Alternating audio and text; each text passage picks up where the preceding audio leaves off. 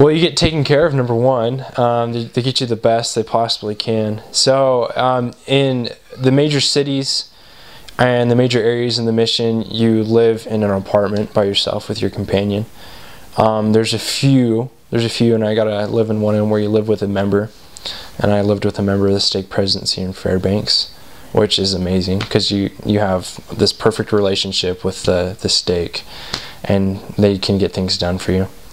But there's a select few areas in the outskirts, what they call the bush, where you actually live in the church building.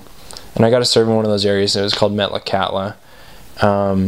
It's just a small town of about 1,000 people, most southern point in Alaska, most southern city in Alaska. And we would do everything in the church building. We would cook, we would clean, we would sleep, we would shower in the baptismal font with a hose, just kind of whatever you wanted. And so the church was our home. And there's a couple other areas where that happens. I guess something else that's significant about Alaska in terms of like living in life is almost every single companionship has a car. There's a couple areas where they don't, just because it's impossible to get a car there and it's small enough. But you would expect to drive between 1,800 and 2,500 miles a month on that vehicle.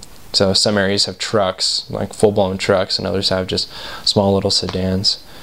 But that was something I enjoyed on my mission, and I gained 40 pounds because of it.